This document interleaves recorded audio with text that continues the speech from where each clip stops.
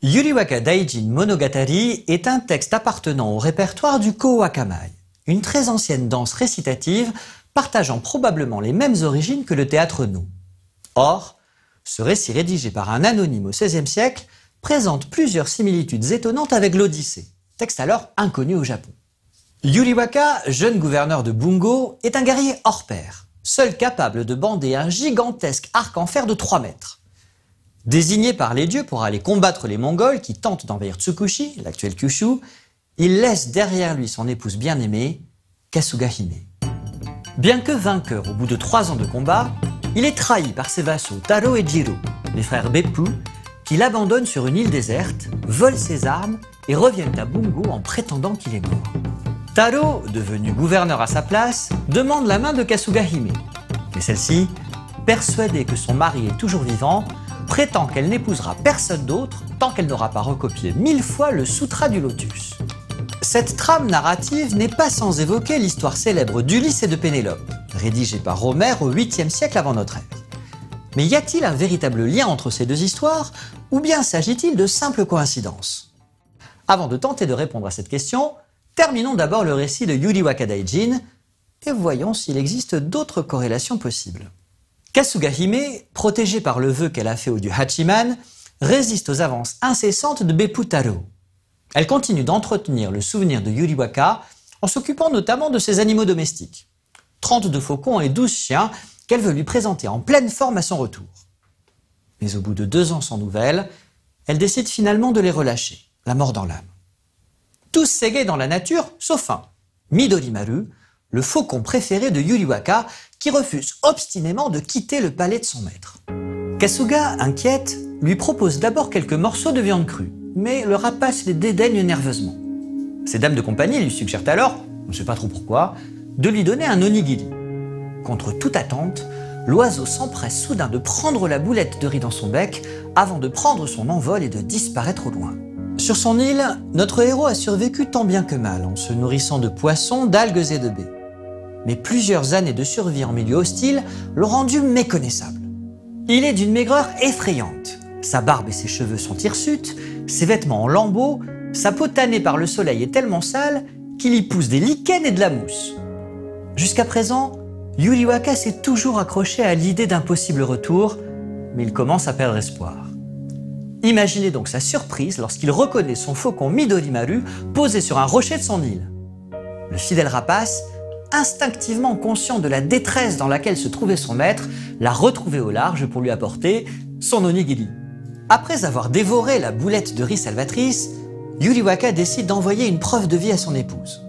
Il inscrit son nom avec son sang sur une feuille, l'accroche à la patte du faucon et le renvoie vers Tsukushi. 3 jours et 3 nuits plus tard, Kasuga retrouve Midorimaru dans sa cage et découvre le message. Folle de joie, elle décide de renvoyer immédiatement le faucon, sans lui laisser le temps de recouvrer ses forces, avec de la nourriture, une missive de sa main et du matériel pour permettre à son mari de lui répondre. Du papier, un pinceau et une pierre à encre. Comme si cela ne suffisait pas, ces dames de compagnie, mises dans la confidence, ont la bonne idée d'écrire chacune une lettre à leur seigneur pour lui dire à quel point elles sont heureuses de le savoir en vie. Non, je ne ferai aucun commentaire sur l'esprit pratique des femmes. Non. Le pauvre faucon s'envole vers l'île, mais il est trop chargé. Il meurt d'épuisement avant d'arriver à destination, et c'est son cadavre porté par les vagues que retrouve Yuriwaka sur le rivage. La lettre de sa femme suffit pourtant à lui remonter le moral. Comprenant qu'il doit impérativement retourner à Tsukushi pour sauver son aimé des frères Beppu, il redouble de prières en suppliant les dieux de le laisser rentrer chez lui au plus vite. Les kami finissent par se laisser attendrir et l'exaucent en faisant souffler un vent divin qui dévie un bateau de pêche de son itinéraire habituel et le fait s'échouer sur l'île Genkai. D'abord effrayé, le pêcheur est pris de pitié pour cet être qui a presque perdu l'usage de la parole et son apparence humaine. Il le surnomme Kokemaru, l'homme mousse, en raison de toute la végétation qui a poussé sur son corps, et le ramène avec lui. Après 6 ans d'absence, 3 de guerre et 3 de naufrage, Yuriwaka Daijin revient enfin à Tsukushi. Prudent, il décide de ne pas révéler son identité tout de suite. S'inventant une histoire en profitant de son apparence misérable, il offre ses services en tant que domestique dans son ancien palais pour s'infiltrer dans l'entourage du nouveau gouverneur, Beppu Taro. Bien entendu, sa transformation physique est telle qu'aucun serviteur ne le reconnaît. Pas même Kadowaki no Okina, littéralement le vénérable maître de la porte, plus simplement le portier, aimable vieillard qui l'accueille dans ses quartiers avec sa fille et lui confie à quel point son ancien maître lui manque. Dans une autre version de la légende, venant d'Okinawa, seul le vieux cheval de Yuriwaka, Onikage, le reconnaît lorsqu'il passe dans les écuries et le salue, en pliant 8 fois le genou devant lui. Là encore, un parallèle intéressant peut être fait avec le retour d'Ulysse à Ithaque, tel qu'il est raconté dans l'Odyssée. L'ancien roi dissimule aussi son identité, avec la complicité de la déesse Athéna qui lui donne les traits d'un vieux mendiant sale. Il est charitablement recueilli par le porcher Eumée, qui ne le reconnaît pas non plus, et se lamente également sur la disparition de son maître. Seul le vieux chien Argos, qu'Ulysse a nourri quand il n'était encore qu'un chiot, identifie immédiatement son maître malgré 20 ans d'absence, et meurt juste après l'avoir reconnu.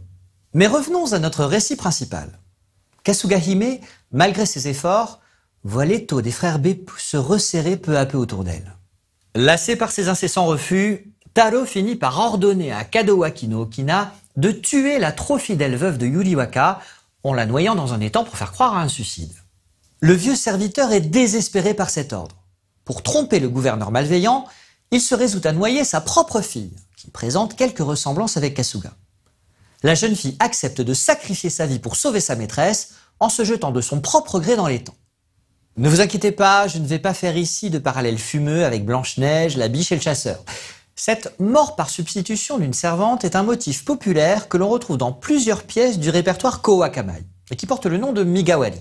De fait, le public médiéval japonais était friand de ce genre de sacrifice, dans lequel il voyait non seulement une preuve de loyauté, mais aussi de compassion bouddhiste. Il est par ailleurs intéressant de noter que Yuriwaka, bien que sachant sa femme en danger, choisit de ne pas se manifester pour la sauver, peut-être pour éprouver sa fidélité. L'occasion de se révéler lui est donnée peu après, lorsqu'un grand tournoi de Kyudo, de tir à l'arc, est organisé dans le palais de Bungo et auquel Taro et Jiro ont convié tous les guerriers de Tsukushi. Yuriwaka y voit l'occasion de prendre sa revanche sur les frères Beppu et les défie, provoquant d'abord l'hilarité générale. Après avoir brisé tous les arcs qu'on lui a présentés, en prétendant qu'ils étaient trop fragiles, il réclame une arme plus solide. On lui apporte alors son gigantesque arc en fer de 3 mètres, qu'il bande bien sûr sans aucune difficulté, révélant ainsi son identité aux yeux de tous de manière incontestable. Effrayés, les frères Beppu se soumettent immédiatement à leur seigneur. Sur l'ordre de Yuriwaka, Taro, le frère aîné, instigateur du complot, est vigoureusement saisi, ligoté, les bras tordus dans le dos et attaché à un pain.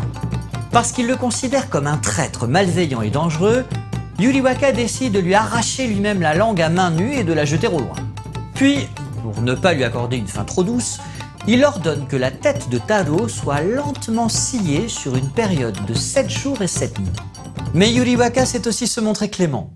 Parce que Jiro, le frère puiné, a empêché Taro de tuer son seigneur sur l'île, il est simplement condamné à l'exil. Après avoir accompli sa vengeance, Yuriwaka revoit enfin son épouse, Kasuga Hime, lors d'émouvantes retrouvailles. À sa demande, une fois redevenu gouverneur, il fait ériger un temple en l'honneur de la fille de Kadowaki no Okina qui a sacrifié sa vie pour elle. L'histoire de Yuriwaka Daijin se termine lorsque ses parents âgés, Kimitsu et sa femme, viennent spécialement à Bungo pour revoir leur fils prodigue miraculeusement ressuscité. Vous sentez inévitablement venir un dernier parallèle avec la fin de l'Odyssée. Pénélope propose une épreuve aux prétendants, acceptant d'épouser celui qui réussira à bander l'arc d'Ulysse pour traverser de sa flèche 12 haches alignées dans la grande salle du palais. Seul capable d'utiliser l'arc, Ulysse révèle son identité et massacre les prétendants à coups de flèche dans son palais, dont il a pris soin de faire barricader toutes les portes. Le chevrier Mélantios, qu'il a insulté et frappé quand il était déguisé en mendiant, est le plus sévèrement châtié. Il est ligoté, les pieds et les mains tordus derrière lui, puis suspendu à une colonne. On lui tranche d'abord le nez, les oreilles et les parties génitales pour les jeter au chien. Puis on coupe aussi ses mains et ses pieds pour le laisser saigner jusqu'à ce que mort s'en suive.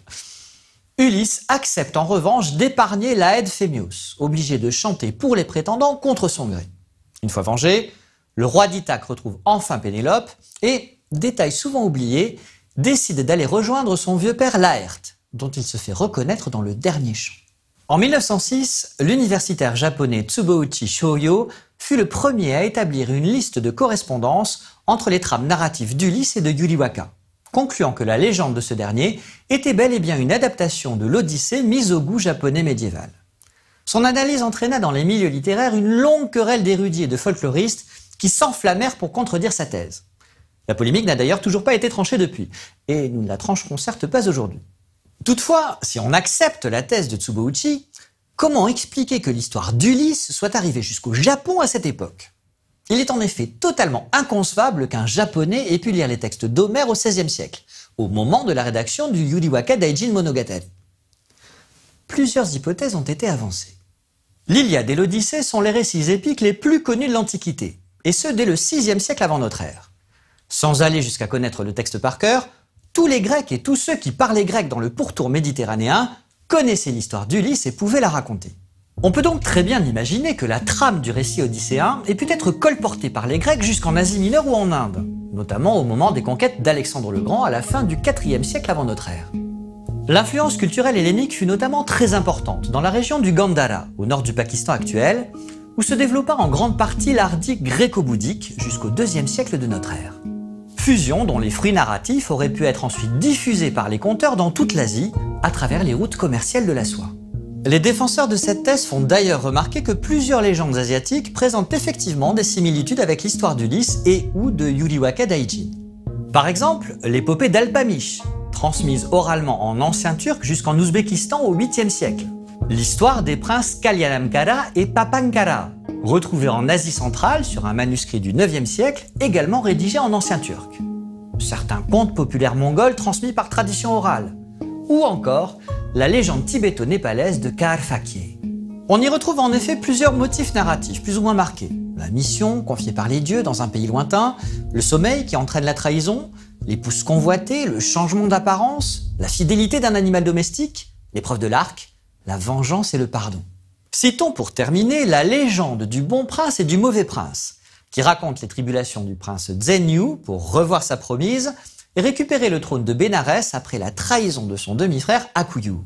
Ce dernier récit, probablement originaire d'Inde et présent dans 2 sutras bouddhistes chinois du VIe siècle, fut d'ailleurs traduit en japonais dès le 8e siècle, dans le sutra Honkyo.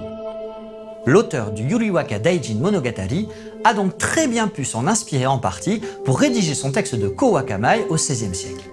Certains spécialistes objectent néanmoins que la ressemblance entre l'histoire d'Ulysse et de Yuriwaka est bien trop marquée pour être seulement issue d'une lente diffusion de motifs narratifs gréco-bouddhiques à travers l'Asie au cours des siècles. Ils avancent donc une dernière hypothèse. Le premier contact entre Européens et Japonais eut lieu le 23 septembre 1543, lorsque des marchands portugais, égarés par une tempête, débarquèrent sur l'île de Tanegashima, au sud de Kyushu. Après avoir établi de premiers rapports commerciaux, ces Nanbanjin sont rapidement suivis par des prêtres jésuites venus évangéliser le Japon. Parmi eux, le futur Saint François Xavier, qui arrive à Kagoshima en 1549. Érudit lettré, ce proche d'Ignace de Loyola a fait ses études à l'université de Paris avant d'obtenir une chaire d'enseignant au collège de Beauvais. Comme la plupart de ses compagnons jésuites de l'époque, François Xavier devait bien connaître la trame de l'Iliade et de l'Odyssée, pour les avoir probablement lus en Europe dans leur version latine. Après un an passé à Kyushu, le missionnaire séjourne à Yamaguchi de mars à septembre 1551 avec son interprète Juan Fernandez dans la demeure d'Ouchi Yoshitaka. Or, on sait d'après des archives que ce puissant daimyo invita justement une troupe de Kowakamai, venue spécialement de la province d'Echizen pour donner un spectacle à Yamaguchi en août 1551. On peut donc supposer que François Xavier, ou l'un des membres de sa suite, peut-être son interprète, a raconté l'histoire d'Ulysse à la cour d'Ouchi Yoshitaka en présence d'un auteur-interprète de Kowakamai qui en a retenu les motifs principaux pour créer l'histoire de Yuriwaka Daijin en l'adaptant au goût japonais de l'époque. Tsubouchi, qui défend cette hypothèse, rappelle d'ailleurs que le nom initialement donné au héros par son père est Yurikusa Waka. Or, la première partie, Yurikusa, que l'on ne retrouve dans aucun patronyme au Japon, présente une troublante ressemblance phonétique avec le nom d'Ulysse en latin, Ulixes. Bien que séduisante, cette idée d'une transmission du mythe odysséen par les missionnaires jésuites au XVIe siècle a été contestée par plusieurs spécialistes japonais, qui remettent notamment en question les dates du séjour de François Xavier à Yamaguchi. De nombreux folkloristes, comme Yanigata Kunio, estiment par ailleurs que les corrélations entre les deux mythes ne sont que pure coïncidence, et que ces motifs narratifs peuvent être retrouvés dans la plupart des cultures. Je vous laisse faire votre propre opinion. En ce qui me concerne, je me plais à penser que le légendaire navigateur Ulysse a réussi, d'une manière ou d'une autre, à traverser l'espace et le temps pour faire voile jusqu'au pays du soleil levant. Quittons-nous aujourd'hui avec ce haïku de Shinohara Hosokaku. Shinshin to hai aoki made umi no tabi. Peu à peu, mes poumons se teignent de bleu. Voyage en mer.